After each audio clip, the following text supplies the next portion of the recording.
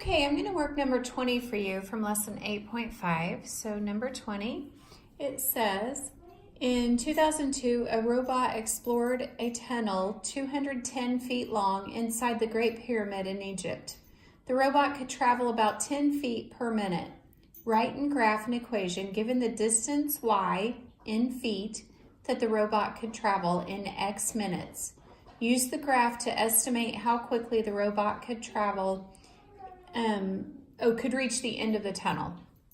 All right, so we want to find y, which is our distance in feet, and we find that by multiplying 10 times the number of minutes, which is x. All right, so this is actually in slope-intercept form because we can pretend like there's a plus 0.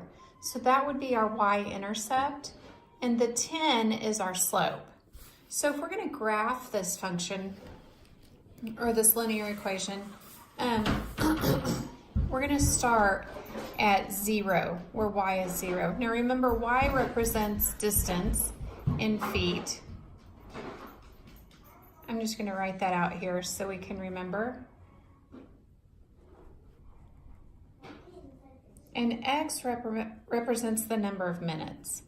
I'm going to write that down here. Okay, so this distance has to go all the way to 210 feet. And so we're not going to want to make each of these squares 1 or each of these sections 1. I think it would be easier to make it either 10 or 20.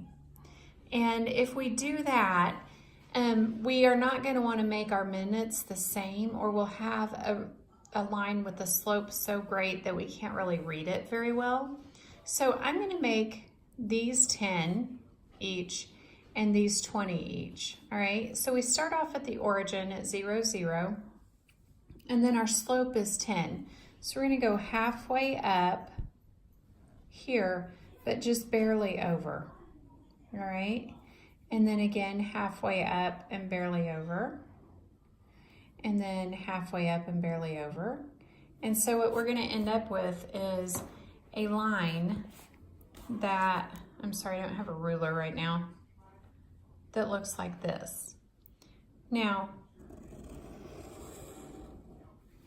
if we continue up here, we've got 40, 60, 80, 100, 120, 140, 160, 180, 200, and then 220.